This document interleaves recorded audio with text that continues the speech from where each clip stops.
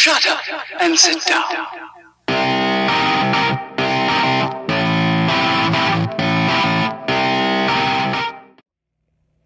Bills Mafia, your time is finally here. Your chance at redemption. Your chance to show to the world that you are now the dominant team in the AFC. Your chance to show to the world that you are now Super Bowl contenders. Your chance at redemption against the defending AFC champion, Kansas City Chiefs. The team that took you out of the playoffs last year and gave you that bitter feeling that you had all off season. All the pain that you saw from all the players, with Stephon Diggs watching the confetti at the end of the game, the only player to watch the confetti, and Josh Allen hugging all the players saying that we will get back to this moment. You heard from Sean McDermott and Brandon Beane. They said that we will get back to this moment, and we have to find a way to beat the Kansas City Chiefs. The time is finally now. You saw all the draft capital that we got in Greg Russo and Boogie Basham and the tackles in Spencer Brown and Tommy Doyle. The time is finally now, Bills Mafia. Now let's dive into it. To begin, some of you may not know me. This may be your first time coming onto my YouTube channel. And for those of you who don't know me, my name is Brett.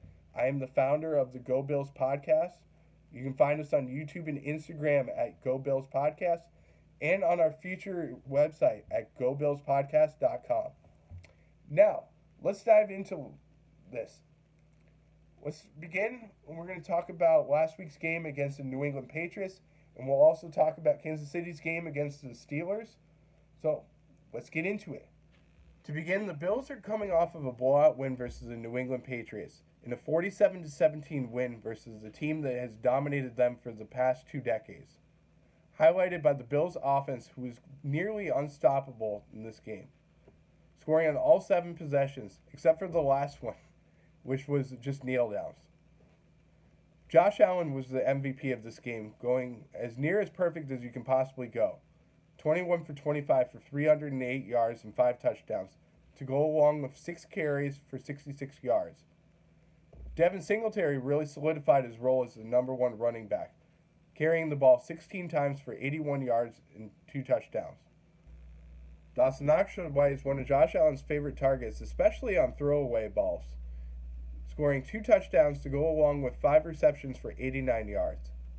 The game was really won by 2 different categories, the total yards battle and the turnover battle, with the Bills completely dominating in both. The Bills' total yards was 482 to go against the New England Patriots' 305 yards. And the New England Patriots gave up 2 turnovers, where the Bills gave up 0. And for the first time in NFL history, the Bills did not allow a sack, a turnover, a field goal, or a punt, which is a complete dominance. The Bills are coming into the game against the Kansas City Chiefs on a 5-game win streak and have looked like a totally different team compared to the one where they're going against the Tampa Bay Bucks.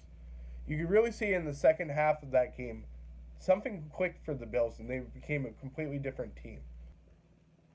Now for the Kansas City Chiefs. The Chiefs started off the season very slow, but went on to win 9 out of their last 10 games to end the regular season. The Kansas City Chiefs struggled in the first quarter of their game against the Pittsburgh Steelers, and they couldn't figure out what the Pittsburgh defense was doing to them. The Pittsburgh Steelers defense was doing a really good job of tackling, but also maintaining their gaps and not allowing Patrick Mahomes to get out into the perimeter and get those big plays to Travis Kelsey as well as Tyreek Hill. But something clicked in the last 6 minutes of that first half. The Kansas City Chiefs went on to score 3 touchdowns in the last 6 minutes of that half, with one going to McKinnon, another one going to Pringle, and then to Travis Kelsey. Mahomes was almost perfect in this game, but made a couple of mistakes. Mahomes went 30 for 39 for 404 yards and 5 touchdowns to go along with an interception.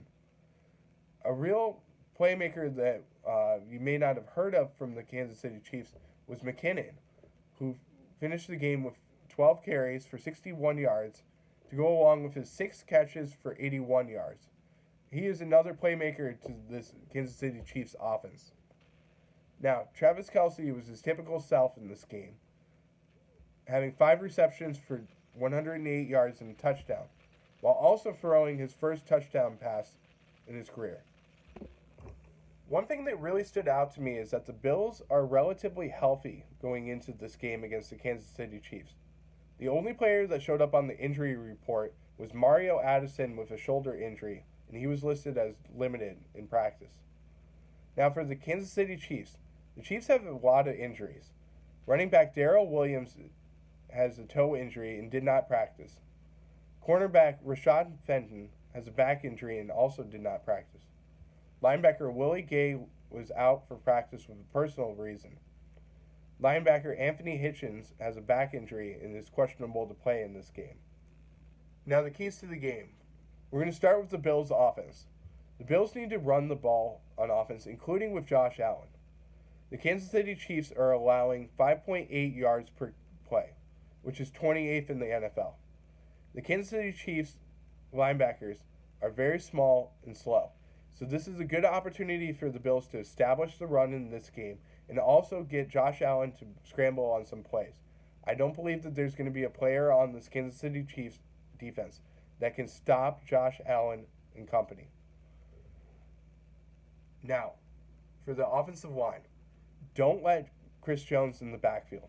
You got to do whatever it takes to get Chris Jones to not be in the backfield.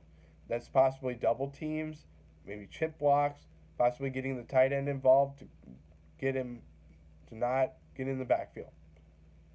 Another area that the Bills need to work on, especially on offense, is eliminating the costly penalties. You've seen so many times where drives end or have third and longs because the Bills commit a holding penalty or just a boneheaded penalty. Now, for the biggest point that I could possibly give, you have to let Josh Allen be Josh. You got to let him extend plays. Do whatever it takes to get the ball moving for the Bills offense. Now for the Bills defense. You have to get pressure on Mahomes, especially with your 4-man front. You got to do a good job of containing the gaps as well. Not allowing Patrick Mahomes to get out of the pocket, scramble out to his left or right, and make a big play. Give up that long touchdown. So you got to do a really good job of containing the interior pressure for Patrick Mahomes and not allowing him to scramble out wide.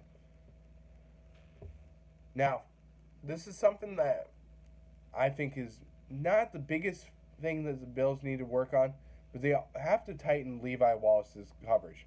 You see time after time where if it's a 10-yard route, Levi is about 5 yards off of the wide receiver, and he gives up the 7-8 yards. If it were me, I would get a little bit of tighter coverage so that we can get some more pass breakups. Now, this is the biggest thing for the Bills, especially in the run game. Maintain your gap integrity. Don't allow the Kansas City Chiefs offensive line to dominate you, and don't allow them to out-physical you. You have to make sure that you're keeping your gap integrity and also being very, very physical. Now, this is by far the most important thing that cannot happen in this game. You cannot let Travis Kelsey and Tyreek Hill make the explosive plays. The Bills' defense has only given up 4.6 yards per play this season, which ranks number 1 in the NFL. So you cannot allow the big plays. This is by far the Chiefs' hardest team that they're going to go against versus their defense, because the Bills have done a really good job of turning over the ball, highlighted by Micah Hyde and Jordan Poyer. They've done a very good job of not allowing the deep plays to happen. They're very good ball hawks, and I expect them to do big things in this game. For my prediction, I have the Bills winning 34-24 against the Kansas City Chiefs to go to the AFC Championship game. Highlighted by Josh Allen, who goes 28 for 37 for 307 yards and 4 touchdowns. Devin Singletary has a little bit of a similar game to what he had last week against the New England Patriots, carrying the ball 15 times for 78 yards, but not having the touchdowns. Stephon Diggs leads the way at receiver, having 6 catches for 83 yards and a touchdown. But on the other hand, I have Cole Beasley having 7 catches for 64 yards and 2 touchdowns. I really think that the middle of the field is going to be where Josh Allen really gets the ball moving down the field. Now, this is my biggest factor for the Bills on defense. I have the Bills sacking Patrick Mahomes 3 times and also forcing 2 turnovers. What are your thoughts on my score prediction? Do you think that the Bills are going to pull away from the Kansas City Chiefs? Or do you think that the game is going to be decided by a last-minute field goal or touchdown? Please let me know in the comments below. If you enjoyed this video, please subscribe to us and click the notifications button. We have tons of content that's going to be coming out shortly. And for all my Bills fans out there wanting this dominant win against the Kansas City Chiefs, go Bills.